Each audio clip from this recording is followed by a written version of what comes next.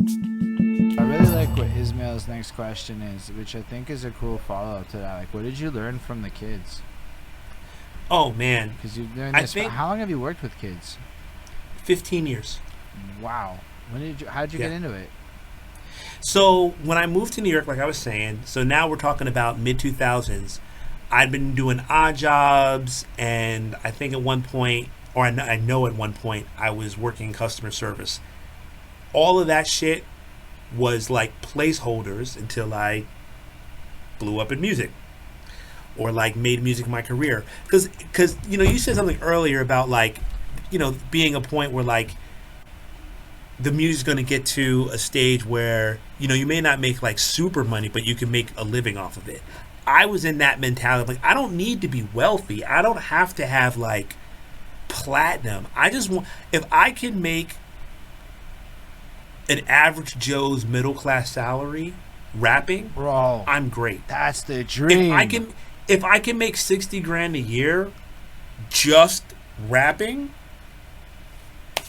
Holy sign me shit. the fuck up. I'm super good. And some people will hear that and be like, that's mad mediocre, and like that's you're fucking Like, lowballing that's yourself what and you're not shooting but high that's enough. what you get paid. That's after expenses, right? Right. So, Yes. yo, if I could, because right now, like, people make money and that money goes into art, so you're already running on a deficit. So the idea of having that much money and it pays for itself? Yeah, no, Oh that's my that would fucking be God. I've, I'd be I rich. I'd be rich in my mind. Yeah. Wealthy. Yeah, absolutely. Same. Like living wage, right? Like, and honestly, that's to this day, that's what my wife and I are striving for, right? But then I I wasn't even close. Like now, I got into the point where like the music pays for itself. Thank God. It doesn't pay for me, but it pays for itself. I've gotten savvy enough with my business and working shit out where it pays for itself for the most part. So then my other work allows me to live. Yo, but that must be But such a relief. That's still huge. yeah, it's freeing because, and this is going back to your boy KRS. KRS, he did a lecture years ago and it hit me forever. He's like, don't have the music be how you make your living, because then you're putting all of this pressure on your art to feed you, and then it becomes about something else because you're not going to write about what's important to you or what matters or what you know, because if that doesn't allow you to eat, then you've got to go write about something else. It's like, so don't make the music be the way you make your living. Figure out ways. You can have the culture inform how you make a living.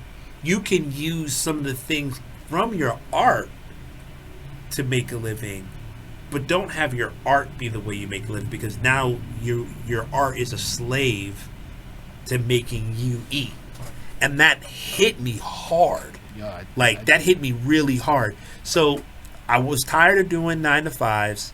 I was never going to do that. I wasn't trying to get a career in anything. My father was a teacher. So I said, let me go into education. And the long story short of it was, I just couldn't get into a traditional school setting. I tried. I knew my mentality wasn't what it needed to be anyway, because I'm really not great at following orders like that.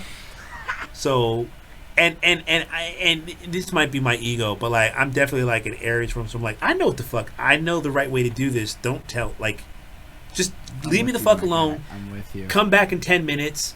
You'll see that this fucking works. Don't tell me how to do the thing. I know how to do the thing.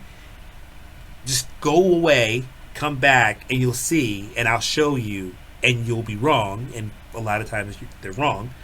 But you can't do that when you work in a public school, because you have superintendents, you have principals, so they tell you what your curriculum is, yada, yada, yada. I was like, no. And I also was like I'm still this way.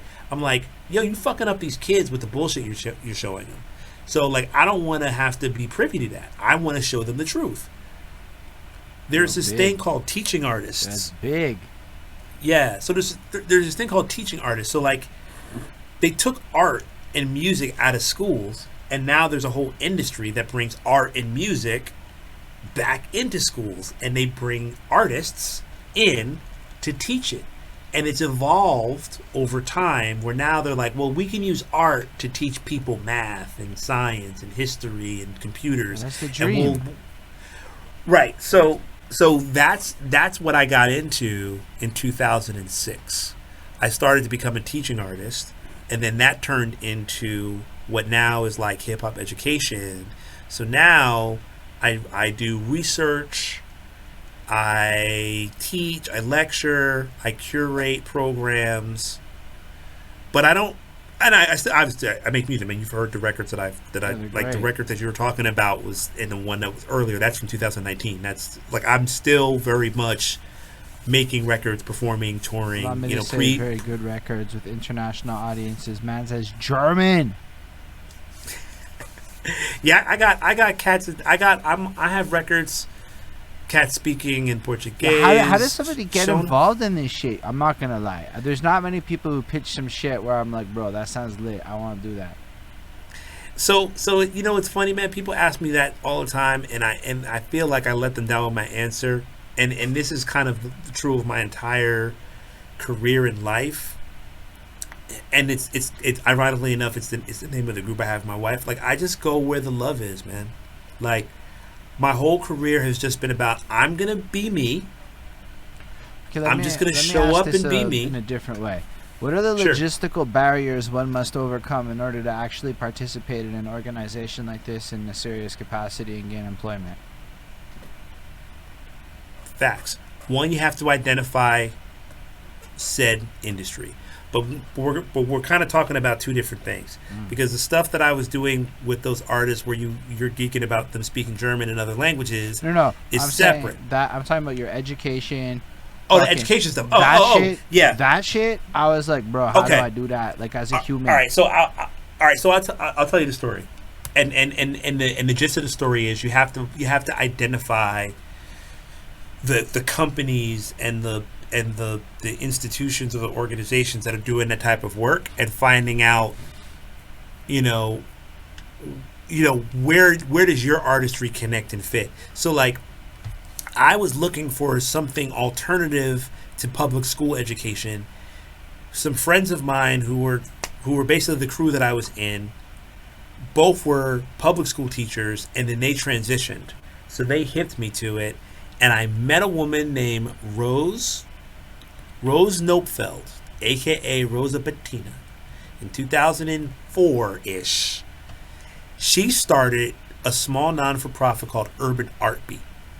And it was basically, she was a 6th grade English teacher in the Bronx, and she decided that she wanted to create an arts program in her school. So she started Urban Art Beat, and she was not an MC or an artist, but she used to go to Freestyle Mondays and was definitely like a fan of the culture. And she basically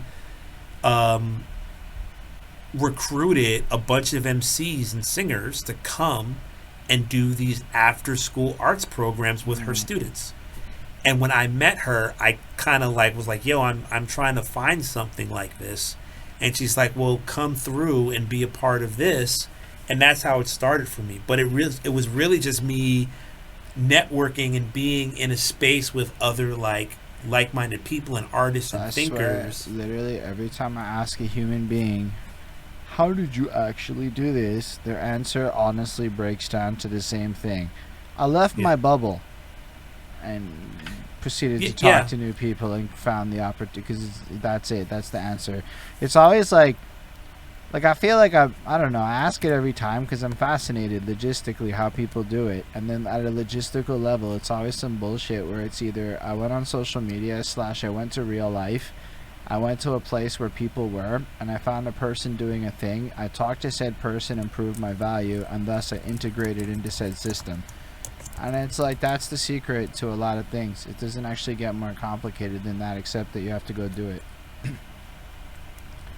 Yeah, and I think like what you said, like getting out of your bubble. Like for me, I never heard of teaching artists work until meeting my boy Far Beyond and Rabbi Darkside, Sam Sellers and Fabian Salcedo.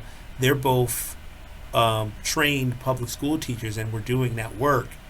And then for the same reasons why I was trying to get out of my 9 to 5, They were looking for something that, one, more aligned with their ideals, more aligned with the life that they were looking to lead as artists, but they didn't want to do something that didn't feel meaningless. And they wanted to work. They have a passion like I do for young people. So, we live in a city like New York City, fortunately, that has an entire industry and community of this. And they tapped into it, and because I've been with them, I became aware of it, and because of the community of people I was around, I was able to sort of tap into that. And then once I got in, I just never left. Like, I literally quit my job after about 8 months of doing it for free, and then just slowly went back to like odd jobs until I got enough work as a teaching artist to basically just have that like basically pay my bills. But like it's funny now, but like back then it was scary as fuck, because I went from having a solid job but hating it, meaning like I could pay for myself, I could go out, and not extravagant or anything, but like I had enough money that I could pay my bills and had a little left over to do my thing. But I was miserable all the time. And then I go do this teaching artist work where I'm hanging out with these like kids in the Bronx, and I knew all of the cats that were in Urban Art Beat. They were the same MCs and DJs that were at Freestyle Mondays. We were all friends. And I felt like I had purpose. I'm working with these kids, we're building with them, we're giving them something that they love, we're helping them find their own like passion. But I'm broke as fuck. Like broke as fuck. And struggling to just make sure that I can keep my head above water. I guess that's the other part of it, eh? There's going to be a sacrifice that comes with this kind of an occupation, because you're in education, which on top of it all is education. There's a transition. Yeah, so 15 years ago, like I said, on the other side of it, I am going up, and I'm blessed and fortunate. I have opportunities happening all the time, and I've experienced some amazing shit. But then in 2006, from 2006 to 2008, I was scared shitless and was struggling. But that struggle felt so different than the struggle it was to get up and get on a train and trudge my ass to some office and sit in a cubicle to deal with shit that I could give a fuck less about, as opposed to getting on a train, pulling up the little change together to fucking go to the Bronx, travel over an hour to hang out with a bunch of 11-year-olds for 2 hours, and then travel the hour back to Brooklyn and do it all over again, and basically be volunteering. But that was amazing. It still is. And I was willing to